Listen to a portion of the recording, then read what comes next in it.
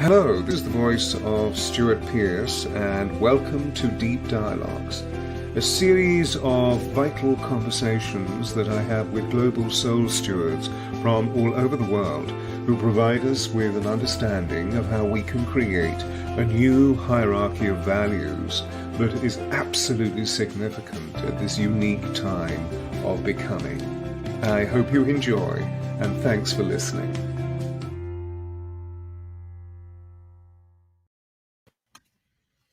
And welcome everybody. Firstly, welcome to our amazing guest, which I'm extremely excited about. I've known Steve for years and years, and he's an extraordinary man. So we're very privileged that he's sitting with us.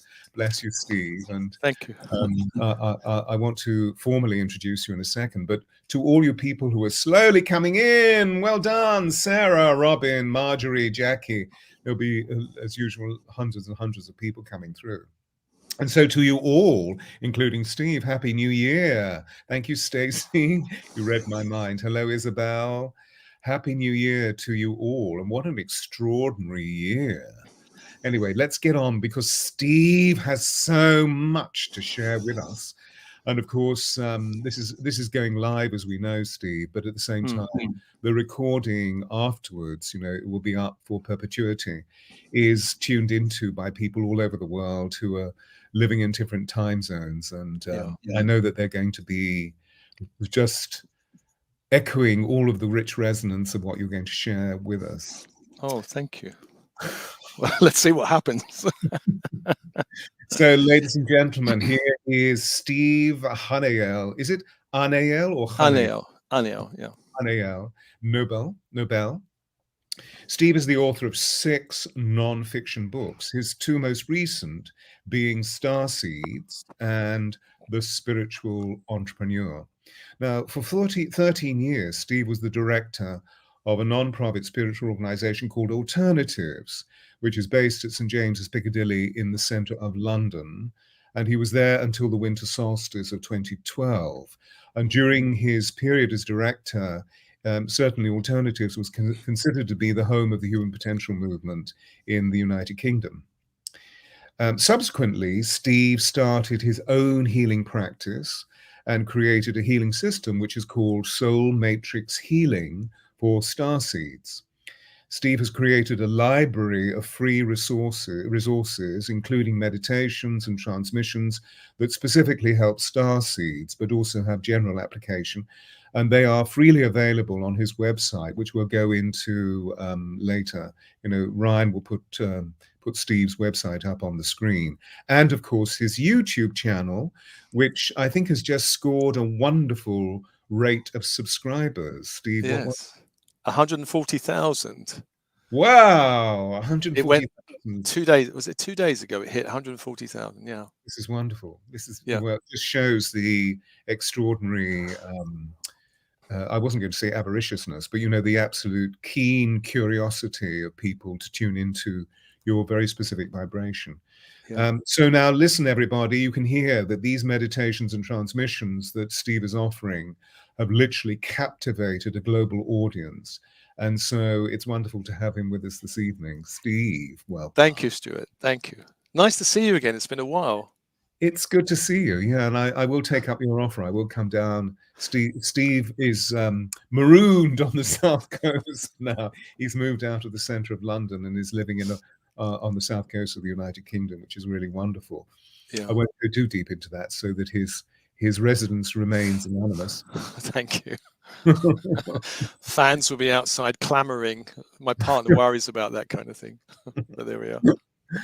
So, Steve, the entire phenomenon of starseed consciousness is so acute at this time. And, if we may, I'd love for us to start, as it were, at the top with your definition of what you regard starseed to be, starseeds to be. And then I'd love you to share with us what the soul matrix is. Okay. Well, at Alternatives, of course, I was exposed to all kinds of teachers and channels and all of it. And in my own spare time, I was avidly researching and reading. And I come across a couple of people who talked about starseeds. I think one of them was the the Ra material. You know, the Ra material with Yeah.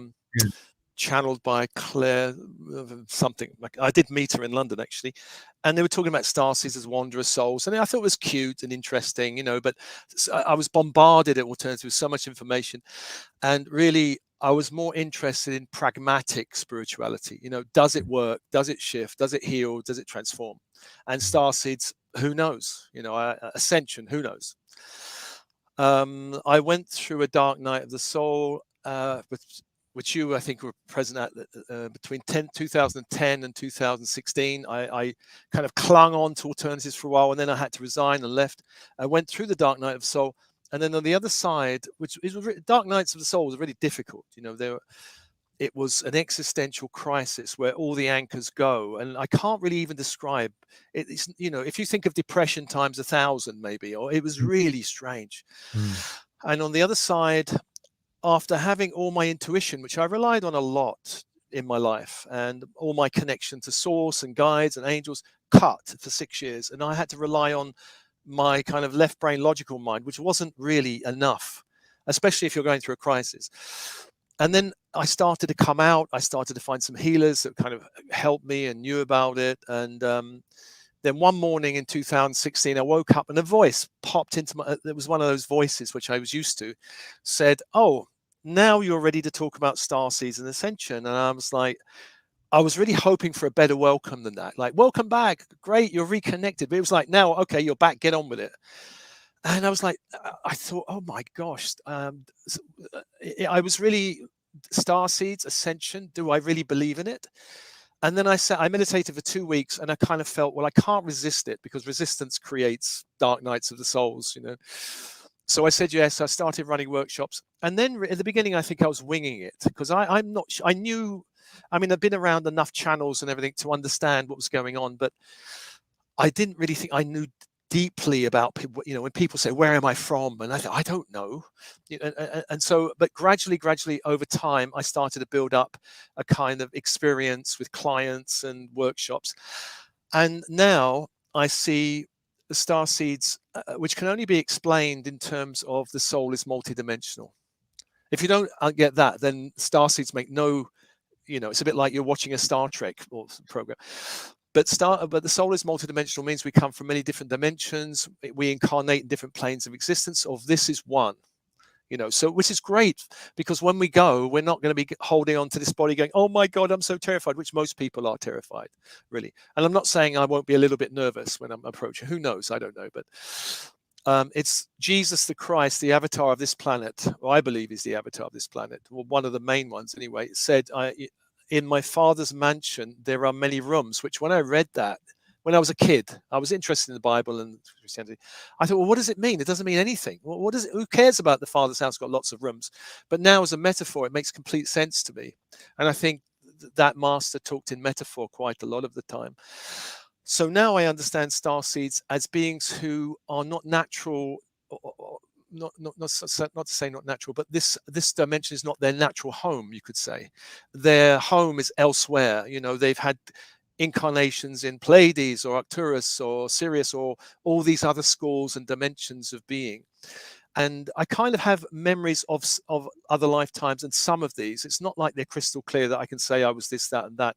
But I do connect with these guys and these beings, and a lot of the transmissions are connecting with different star races, and it does feel like an intense love affair for a week, and then the love affair ends and they've gone, and I'm like, oh, I was just getting to know you and you've gone, and then another lot coming. Starseeds are here to help in the shift of this planet, and the planet is going through a real turmoil at the moment. And they come here to help ground a new light hitting the planet. This kind of, I call it the ascensional Christ grid, coming down through the stargate of the sun from the great central sun. And this new crystalline grid that Cryon talks about, you know, the channel Cryon. I do love Cryon. He talks about this new crystalline grid that's coming up, which is not the old grid of crime and war and all of the stuff that's gone on this planet. It's a new possibility from the future. And so I think starseeds are generally more aligned with the future and more aligned with alternative thinking, more aligned with spirituality. whereas most people on the planet aligned with what's gone on in the past, you know, what their grandfather did or great grandfathers did and grandmothers did, what went on before. Starseeds are very sensitive. This is one of the things. They're super sensitive. They have a different intelligence, really. I've seen stepsons when I was dating. There was 2 or 3 stepsons that had an intelligence of, when I was at school, I had to study hard. But these new kids coming in, they watch their computer games and they pass their exams. And I remember saying to my ex-partner, well, he didn't study for that A level. How on earth did he pass it with such good grades? And we were like, we don't know. And they have this kind of intelligence. So starseeds are here with a mission, and of course they fall asleep like every other human being in the coming out the birth canal, and there's a waking up process. And so people following you, Stewart, and following me are going to be starseeds who are waking up early. You know, the masses are kind of like still thinking about their mortgage or what's on TV and, you know, what I'm having for dinner. But starseeds are the weird bunch, the rainbow sheep of the family. They're the oddities. You know, most 3D families will not get starseeds. My family did not get me, for certainly. My father said to me when I was 14, I don't want any drug-taking layabout hippie. He was talking about me going to university, which he kind of blocked, really. And he was very anti-spiritual and anti, you know, working class type. And a lot of starseeds have probably our generation have incarnated in families which maybe they love you, but I'm sure maybe your family probably didn't completely get you. Maybe they did. They didn't get me anyway. Not in the slightest, no. No. And a lot of starseeds, it's very common. They're not really understood by their family. Some starseeds, or quite a few starseeds actually, incarnate into very dark bloodlines. And they really are here to bring a new light. And most of the clients I see have had abuse or horrible stuff. You know, some of them have had some horrible stuff. A lot of the new starseeds coming in have got starseed parents or one parent, which is a blessing, because that vibration holds them. You know, or even if you've got a grandfather and uncle as a starseed, those children come in and they feel a different vibe. You know, I know I've got 4 granddaughters, and they're all like, they're all these wonderful little beings, you know, and I've told them about talking to trees and crystals and all of that. They kind of think I'm still a bit odd, but they're kind of really drawn to it at the same time. So starseeds are here to help with the shift. This shift we're in now is one of dark to light, and the planet has been dark for living memory. You know, the whole of history, like the last 10,000 years, has been dark. And then if the people don't believe that listening to this, just read any. I used to love history. Read any history book, and it's the history of the crimes and wars and conflicts of humanity. There's very little light there. You know, even Jesus, when he come down, got kind of sidelined and his message hijacked, I think, by the church. You know, I don't really believe. I hope I'm not offending anyone. I don't think the church itself is very light. I think my experiences of most churches have been hijacked by dark forces, actually, including the dear old Catholic Church, which is, you know, I was in for several years. So, but, you know, this is the game we're in, the dark and light. And Jesus the Christ, hope I'm not quoting him too much, but he did say something else which I wondered about when I was a kid. He said, I do not come to bring peace. I come to bring the sword. And I used to think, what? Why would he say such a thing? You know, why he's come to bring peace, surely.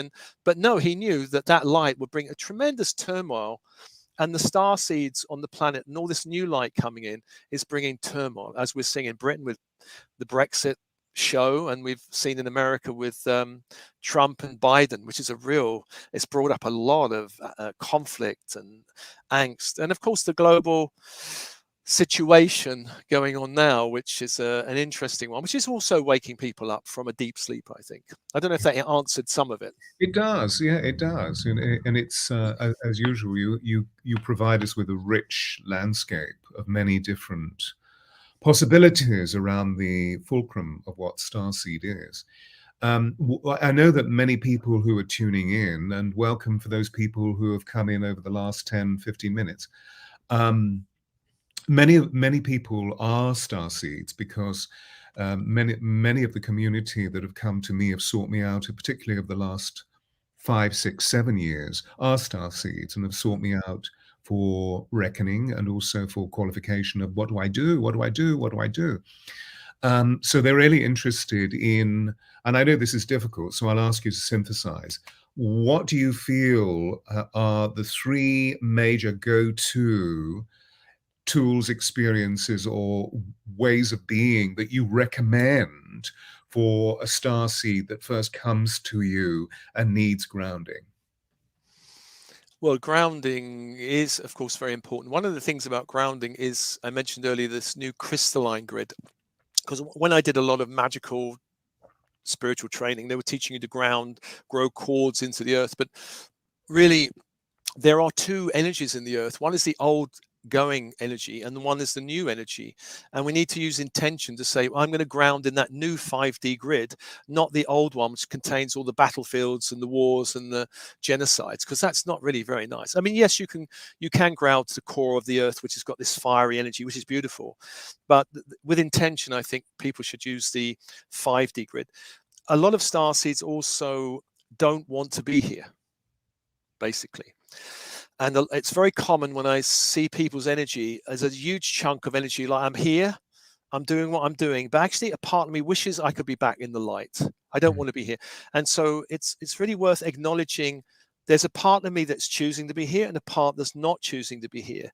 And then once we are aware there's a part not choosing to be here, we can kind of embrace that part and go, it's okay, safety. You know, there's all of the transmissions I do on YouTube and my website contain, I use 6 angels mostly. I use the 6 directions, you know, Metatron, Sandalphon, Raphael, Michael, Gabriel, Uriel. They're the ones I mostly work with, and the team in spirit. So, and of course there are many other angels that can come in, but they're the ones I kind of use. And creating a safety energy, a spiritual practice, because most starseeds do not feel very safe. You know, they've, for various reasons, they may have had a narcissistic boss or narcissistic partner, you know, and there's a kind of sense of, is this world safe? And of course, the world, if you're looking at it with a kind of 3D ego and a bit unawakened, the world is not safe. The world is a dangerous place. But as we start waking up to the brilliant possibility, which is one of the first things I heard when I started waking up, was that we create our reality 100%. And I was like, when I first heard that from the channel, I think there was a channel, Lazarus, that started speaking, and other channels now. I think Abraham talks about it. And I kind of, my mind didn't understand it, but my heart was going, I need to get this. I need to get, what does it mean we create our reality? And of course, when we really immerse ourselves in it and see that our vibration creates everything. So the other practice is keep the vibe high. Don't go into fear. I think we talked about that. You are high flying above all the fears and worries and anxieties of the world. And I think it's really important to fly above the anxieties, to be aware of it, but not to buy. I don't watch the news. I've stopped reading The Guardian. I used to look at it just to have a finger on the pulse. I don't look at it anymore because I think it's all propaganda these days. So yeah, keep the vibe high, which means inspiration, joy, laughter, fun, peace, meditation, whatever gives the person a high vibe. So I think grounding, embracing the parts of us that don't want to be here, keep our vibe high. Vibration is the key to everything, really. You know, we both know this. Once we can master that, and of course the ascension process means that we probably will face all of our fears. I know in my journey, I've had to face fears around money, scarcity, intimacy, you know, any fear that we have, or even the deep feminine, perhaps, or even the wounded masculine, or whatever it is, we face it. And then it doesn't have any power over us anymore, because as long as we got these buttons of, oh my God, my father did this, or my last boyfriend did that, or whatever it is, that we're not really able to keep our vibration high. We can do the chanting and we can do the walks in the labyrinth and all of this, but as long as we've got these old programs of angst and suffering hanging around, and we have to neutralize these. And I think all practices should embrace, where am I suffering, where am I stuck, and how can I bring more light into those places to liberate? And so that nothing really twangs our energy anymore. Nothing, you know, nothing makes us afraid. Money doesn't make us afraid, or our partner leaving us doesn't make. It's just, we're in the game, and the game will play out, and we intend our highest good for us and everyone around us and around reality. So I think those practices really, I think those would be, they're quite profound practices. People they're quintessential, and yeah. there's a lot of information if you speak them. And if I may, right at the center of it, in my own reality, through my own perceptual field, right at the very center of it, which I feel is why you brought the great master in, the great Christ, is love. Yeah. And that Absolutely. what we need to do is to steer our way towards love, which is a singular degree that I discovered as a very, very young child. Obviously, I didn't have the linguistic to say I'm a multidimensional being, but I was talking about what I was seeing and feeling, and I was seeing and feeling a tremendous amount, which is largely as a result of the fact that I was brought up in that context that you know well, within the British royal family, because my father worked for it, and Yeah. we were living in St James's Palace, which has been there since the 14th century, and so it has a lot of history. And of course, as we know, when sites or buildings have a lot of history, they also have a lot of memory. And I Yeah. was able to see all of the beings that were walking through. Many of them were dead, or what we call ghosts. And I tried talking about what I was seeing, and that was in contention, of course, with most of the people that were my caregivers. So I soon learned to discern that those people have darkness around them, and they're, aurically is what I was seeing, Yeah. feeling force.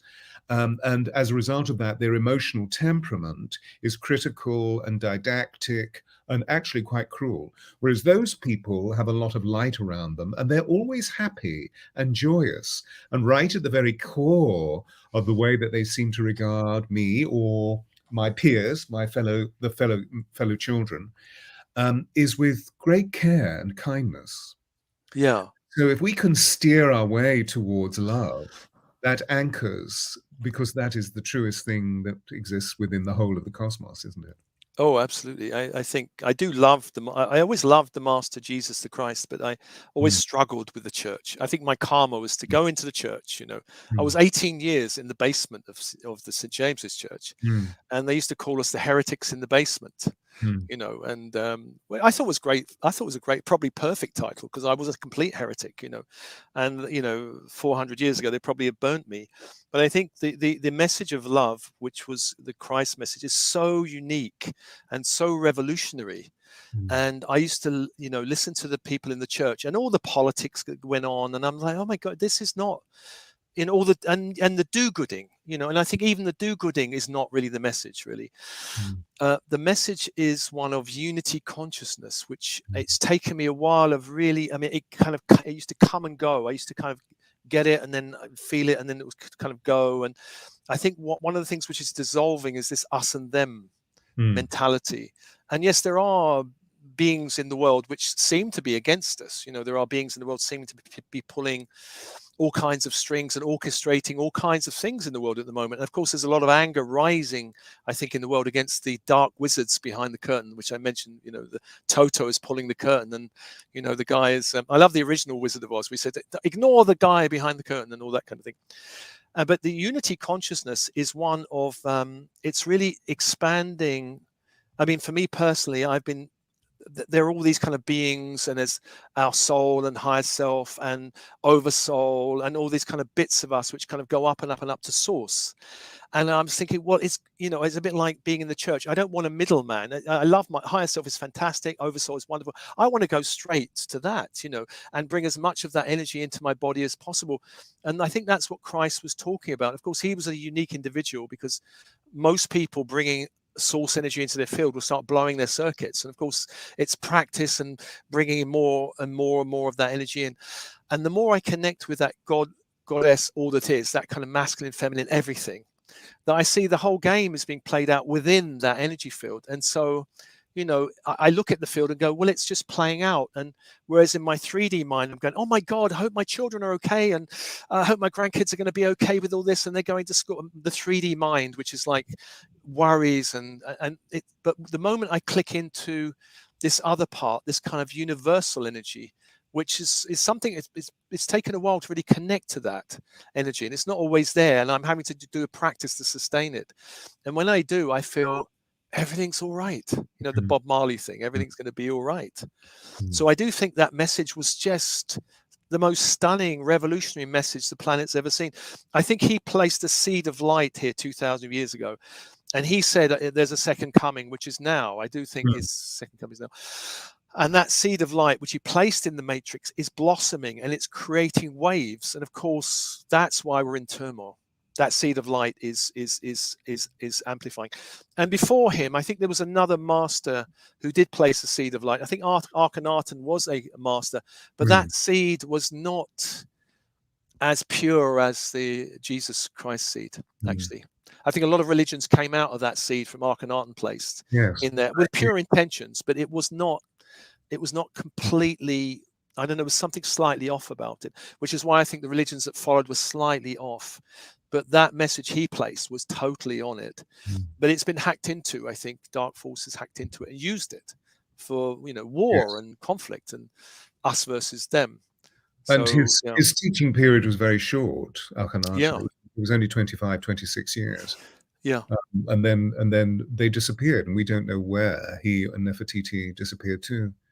But Tutankhamun carried on the Christos, but then also disappeared at the age of 18. So that's a huge story about the way that they weren't allowed to perpetuate the nature of what the grounded energies were. And of course, they were both he and Akhenaten and Nefertiti were very engaged in cosmic experimentation with extraterrestrials, which is why his whole body genetically reformed itself. Yeah. However, many of the people present have been part of a starseed retreat that I did for the winter solstice last year, and indeed for many of the other retreats which I do around the solstice or the equinox, where I go to Egypt, because I've been a pilgrim in Egypt for 50 years and running retreats there for the last 20. So we go deep into the whole substance of Akhenaten and Nefertiti. Anyway, back into, so love. And I'm so glad that the master is actually here. A little bit of information, as you know, I've been with Saint-Germain or Saint-Germain for many, many, many years. And the information that he's giving me in a very, very deep meditation is that he has actually taken on the mantle, so to speak, of the cosmic Christ, and will not be reincarnating, but is actually raying the energy of the Christos into we empaths. And so we have begun the revolution of the empaths. Yeah. This is the revolution of the empath. I love that one. Revolution of the empaths. Revolution of the empaths. Yeah. Because we know that actually the light is all there is, but what's actually happened on our planet is a tremendous amount of contamination, largely as a result of not being in tune with the single degree of love is all there is. And now what's happening is the white is washing through. Thank God our time is now, when wrong comes up at every turn, never to leave us till we take the longest stride of soul we humans ever took. It takes many thousands of years to wake, but will you wake for pity's sake? In the words of the great poet. Beautiful. Is that good, isn't it? It's Christopher Fry, actually. Oh, is it? And he wrote it in 1936 because the insurgents of the Third Reich. He wrote it then, but actually, of course, as we know, we've just had a dark force that has been moved aside in the American government through the man whose name you mentioned earlier. And it was very much in response to the configuration of energy that Trump brought in as president-elect, and how there was a configuration with 1938 and crystal. I mean, the day that Mr. Trump was made president-elect, November the 9th, 2016, the astrological configuration was also almost a mirror of what took place November the 9th, 1938, which was Kristallnacht, and began the whole of it. So when he popped in, I knew who he was. Right.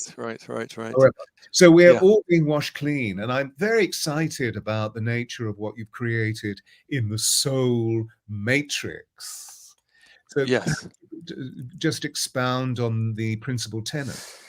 Well, the healing system, which I've worked with, in mid 2016, I kind of woke up to the voice again, and the voice said, "Time to do one-to-one sessions." And my reply was, "We're doing what?" And that dreadful reply, "You'll find out," or "You'll know." That kind of, hate that response, that kind of thing. Anyway, and so then I got afterwards what all of the systems. I've been a student, lifelong student of healing systems and coaching and NLP and hypnotherapy, all these things. And basically the idea was all of these jigsaw puzzle pieces are going to fit together. And I sat with it, and I just thought they don't fit easily together. They're different systems, and they don't kind of work. And I was told, don't worry, it will work. And so I sat with it, and slowly these things started coming together. And so over the last 5 years, I think that it's a kind of combination of on the healing system anyway, of left brain, which is kind of the NLP, the coaching, the hypnotherapy, and counseling training, and then all the other stuff, which is like I did light body surgery, which is very way out, and awakening the light body with these channels, Orin and Darben. I trained with Jill Edwards, the wonderful teacher, for 10 years, and Living Magically, and all of these systems started to come together.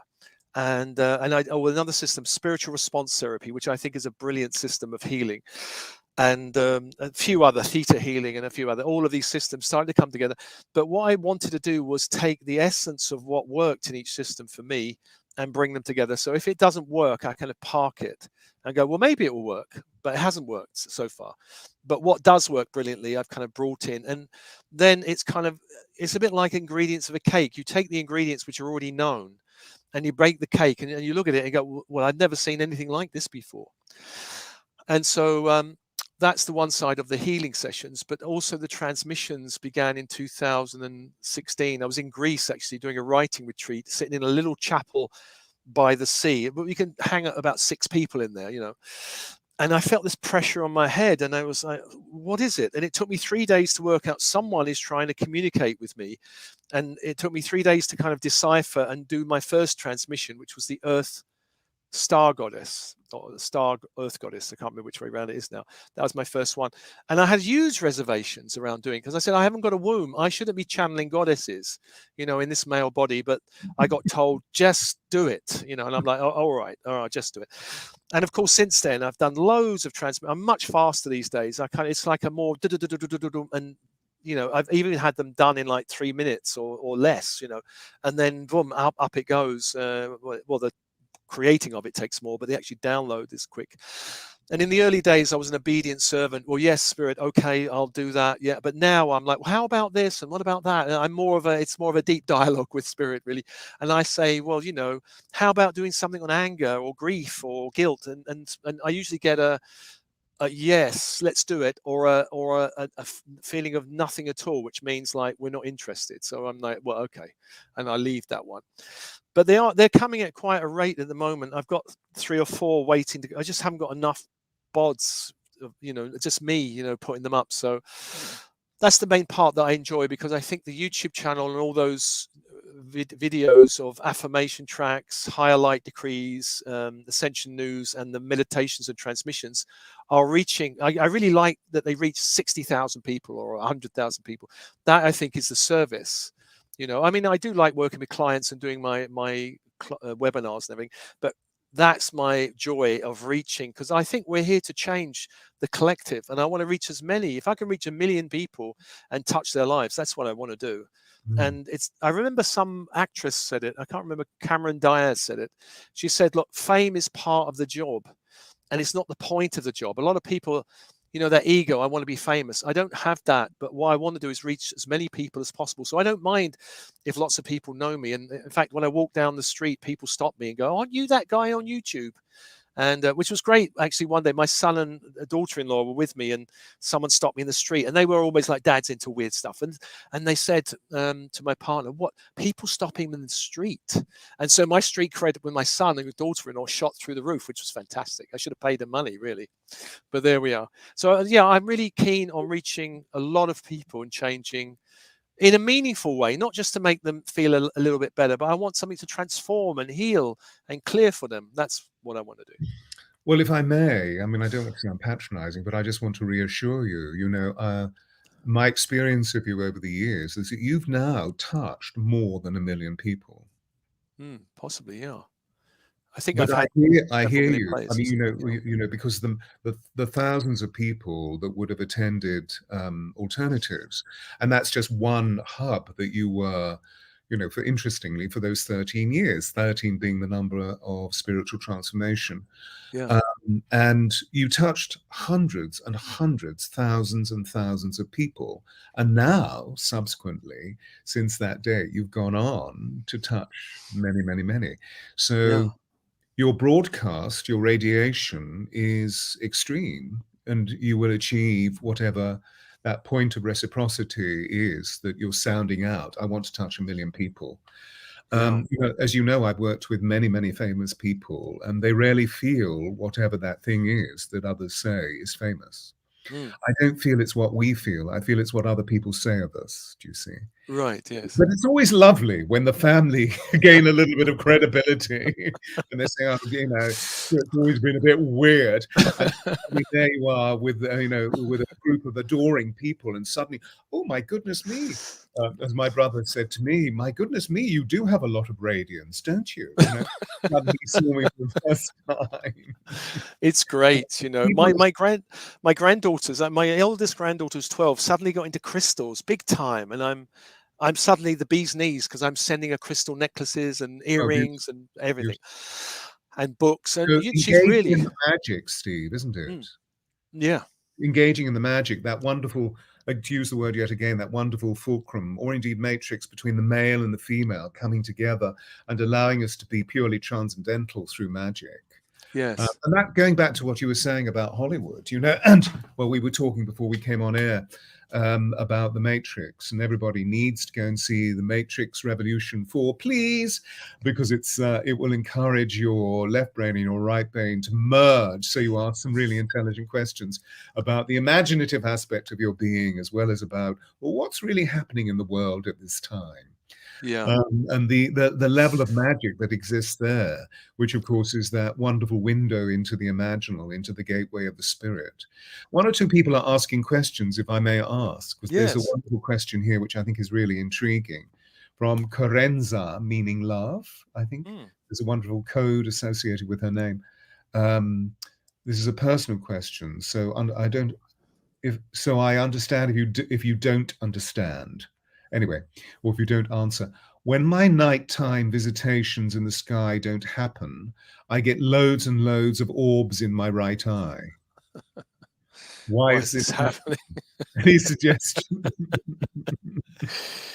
When my nighttime visits don't, how I get those? I really don't know the answer to that one. That's such a unique kind of. I've not come across that particular question before. I don't know. I can pitch in if you like.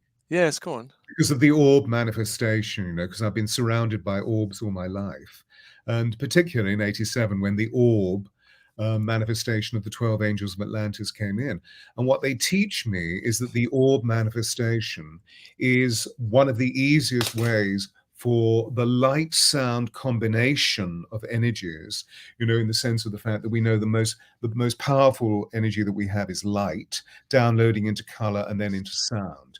And the way that the orb can travel through 3D consciousness is apparently immensely electrified, which is why we see, I know that you and I have talked about, in fact, we visited Avebury once around crop circle phenomenon. And there is, of course, several wonderful videos about crop circle manifestation being created by orbs or golden balls, as the locals of Avebury often call it, or a ball.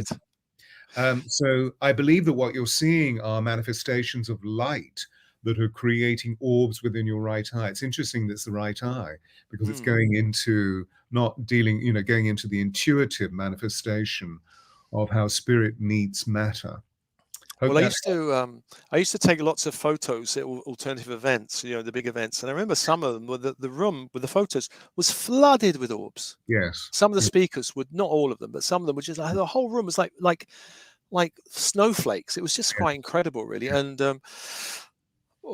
when going into crop circles, of course, I wouldn't take them in there because cameras would sometimes break and freeze and all kinds of things. So we had 1 or 2 cameras break, so we stopped doing that. Do you have any of those photographs still with you? No, they're all left with alternatives. I don't know what they've done with them. All of the galleries are there. I've kind of left completely, with As my one shirt on. does, yeah, Yeah, one yeah. leads, yeah. It's just that I haven't actually attended to it for some time because of all the other shenanigans that one's got up to over the last 2 years of the COVID phenomenon. But I have a huge library of photographs that people have sent me all over the world on theangelsofatlantis.com if anybody's interested. Don't go there now, attend to our conversation. But I'll make sure that we make reference to it later. Any other questions, please feel free to, because Steve is here and you can see how wonderfully accepting and malleable he is. The nighttime visitations, the orbs are sort of inside and outside. Yes, I think we've dealt with orbs. Had a dream about the Dendera zodiac and the Temple of Hathor. I'm not surprised because it's being palpated by Christlight at the moment. And indeed, you know, come and I'll talk about it later, but come and do the retreat that I'm doing at the end of this month, which will be all about the angelic, the Egyptian keys to paradise. We'll be going into the Egyptian temples. Etc., etc. Anyway, I know that Jonam was asking, hello, Jonam, was asking, what is your daily practice to maintain core energies within the matrix?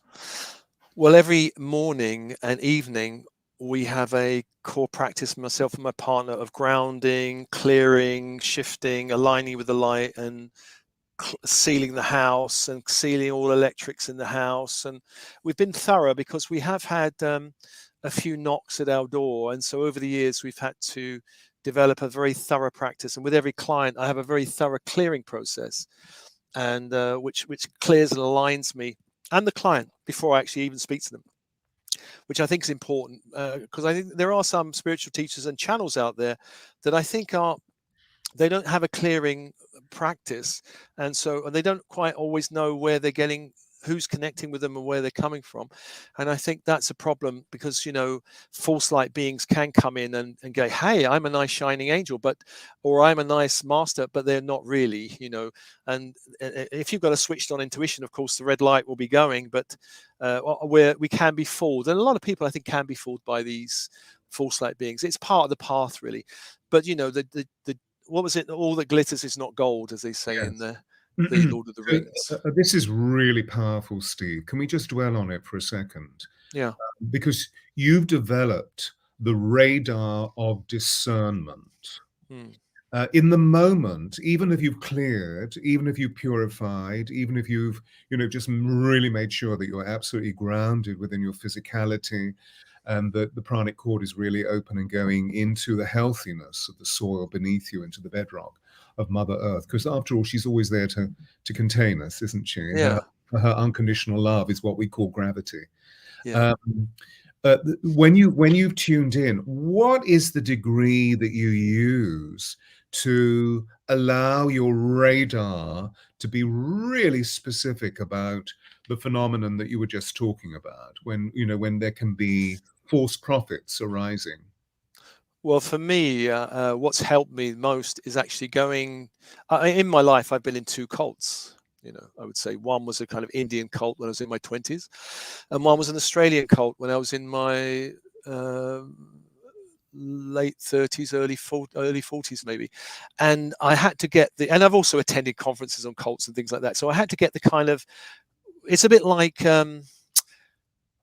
you need to meet a narcissist before you can really know what they're about. You know, I think I had a narcissistic sociopathic boss years ago, and then I had a narcissistic sociopathic partner, romantic partner, some time ago, and those experiences were really useful at the time. Of course, I'm thinking, why am I going through this? It's terrible, you know. But then it made me realize, narcissist. Here's the feeling. Here's the experience. Yeah. And on the inner planes, I have met beings which I'm like, are you who you say you are? In the old occult teachings, they used to say, I love the old occult books because they're very wise. You know, they say you should always ask a guide a few questions before you just accept them. You know, are you one with the light? Are you one with my, whatever the questions are, you ask them 3 times, and their answers will tell you. If you know, it's a bit like if you're a woman or it's classically women, is it, with their intuition, saying to a man, do you really love me? And they know, they can tell. So we've got to have that switched on intuition, but we've got to know the distinctions that are there, first of all, for our intuition to work. If we don't know there are false light beings, we're not going to look out for them. There's a lot of light workers that don't believe in false light beings. Maybe they don't even believe in narcissists. They say, well, no, everyone wants my highest good or whatever, and I think it's a bit naive, of course. Ultimately, once in this 3D world, of course, there are all kinds of things going on. We need to know they're there so that we can walk safely through the jungle with our lantern. We can walk there going, those snakes over there are poisonous, and those one over there they wind around your arms and they're fine. So a little bit of experience doesn't hurt. I've actually trained with a couple of grey magicians in my time, maybe 2 or 3, and I learned a lot from them, and they taught me a lot, but I would not trust them 100% because I could feel you're not of the. They would say, we are the light and I am the light, and I'm, basically the next Jesus Christ, they would think themselves. But I know they're not. And of course, and I think the sign of a false light being in body is of a lot of ego issues, really about money, sex, power, are signs of teachers. They usually, the mask slips around those things. I noticed when I was at Alternatives, there was a few people there around those issues, sex, money, and power, and they were the telltale signs. Really, they couldn't hide it. Their ego was having a field day with these issues. They were sleeping with their students, or they were, at Alternatives. One of the things we had was we don't really think it's a great thing for people who on a teaching platform to sleep with their students. I know some tantra teachers do it, but we had a kind of moral code and that kind of thing. Or we didn't really like gurus particularly that much at Alternatives. We thought everyone is learning to be their own master. So these kind of principles. So I think any teacher that's like, well, you're all miserable earthworms and I am the light of the universe, and come and bathe in my light and then you will all be illuminated. Of course, that's not really the way. Really, every teacher, I think, like me and you, are helping to make, I think it was a Neil Donald Walsh in one of his Conversation with God book, that a real master makes masters of other people. And I thought that's so true. I really like that statement. I mean, Neil Donald Walsh was an interesting character when I met him, but I think it's like the messenger and the message, but bless him. But the message was, I loved those first 3 books. They were so powerful when I read them. And as you mentioned them, if anybody hasn't touched into them, they were, I think there are 4 in all, or was it 5? Anyway, I think there was 9 in the end, I think. Oh, really? Yeah, I think so. The number of completion. So Conversations with God by Neil Donald Walsh. So we're talking about being discerning, and how life and the boisterousness of life allows us to muscle up. And we're both reaching a point of maturity in our chronology, as we exchanged earlier before coming into conversation formally. And we were both saying how we've learned capacity. And how life has taught us that capacity, so that we no longer career around making the subtle mistakes that were made, or the palpable mistakes. We now have a level of discernment. But I'm really intrigued by the nature of your organ of knowing, of the deep knowing that you have, which is within the very center of you, isn't it? It's that intuitive recognition of absolutely what is, I'm not going to use moral philosophies such as right and wrong or good or bad, but what is really accurate here? Or is this just somebody, displaying egoic tendencies? How do you touch into that core knowing? Well, there are all kinds of practices, I suppose, but the basic thing to understand, I suppose, is that human beings have 2 core senses of intuition that can work independently, but hopefully work together. And there's the earthy intuition, which is a bodily feeling, that the most unenlightened person can go in a room and feel anger and feel, oh, I'm not sure I like that person's tone or that person's body language or the vibe. I think even police, and what I know of the police, they can sense at a very earthy level. There's something they smell it out. They can feel it, and that's something that even a trader in the city, when I worked in the city, they have a feel for it. They can feel there's something not right about this pattern or something. So that's a very earthy thing. And of course, to feel that, we have to be connected with the body. Mm. And a lot of spiritual practice doesn't really help with the body, and I think the body's missed out. It's a magical wand, really, in terms of our spiritual practice. We need to have a connection with the body. We need to be grounded. We need to feel the body. We need to be in touch with our feelings, you know. So if you ask someone, what do you feel about that? And they go, well, I think, then you know they're bypassing, they've got no feeling, you know. And occasionally, most of the people I see as clients, they can feel the way. Occasionally I can sense they're someone who's just feeling with their mind and logic, and they're trying to work things out. So basically no feeling. They don't know that's feeling. The other intuition is the universal intuition, which, and in terms of chakras, you could say the earthly intuition is the heart down and the universal is the heart up. And whereas the earthy intuition is it's very elemental, you know, you can walk down the street and feel that guy is coming towards me in a way I don't like, you know, that kind of thing. Whereas the universal energy is more guidance, more in tune with what's down your timeline. It's the higher self. It's your guide saying, now's not the time to resign. Now's the time to leave your wife. Now it's timing. It's got more specific. It's not like it's just a sense of I don't like that person or I like that person. So for instance, I was getting very specific guidance around cryptos actually for a while.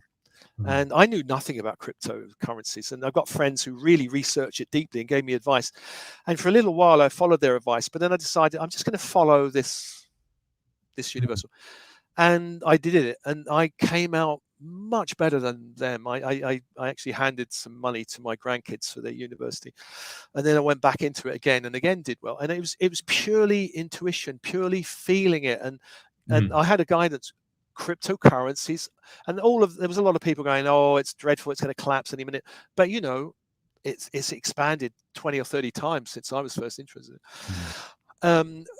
Other examples were you can speak to the universe. I think universe is a conversation we can have. So I would say to the universe, I'm looking for this, and this is the specifics I want. And it was very specific. For example, I wanted a new office for an organization I was working for, and I said I want three times the size for a third of the price, near a park, very easy to get to.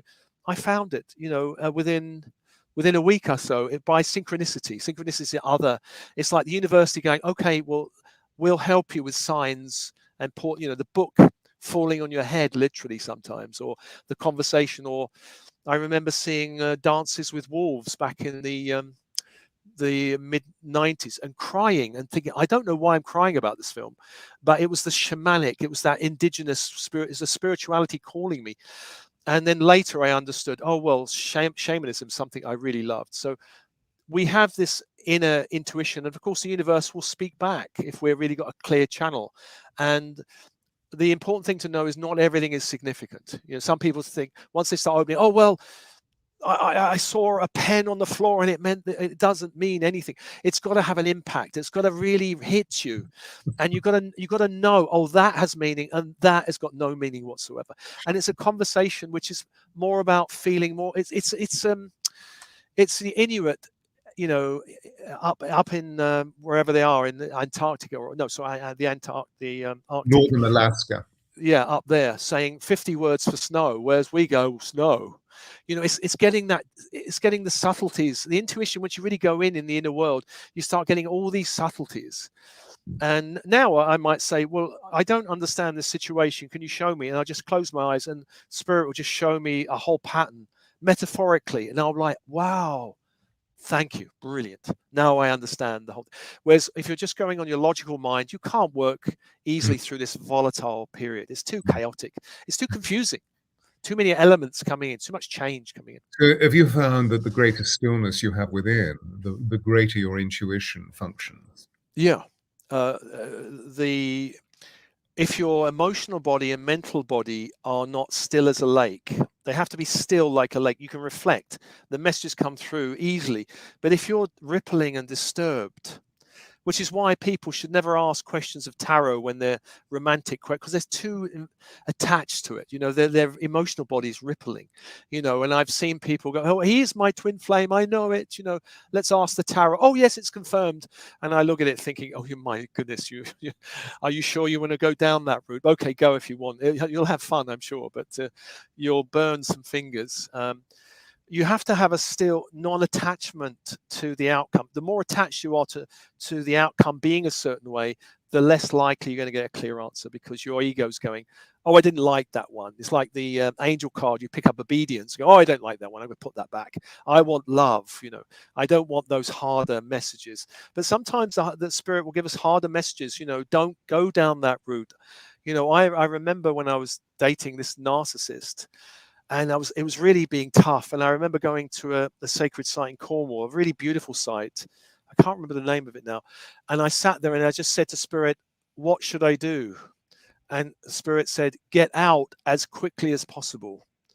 And I was talking about the relationship. And I was like, right.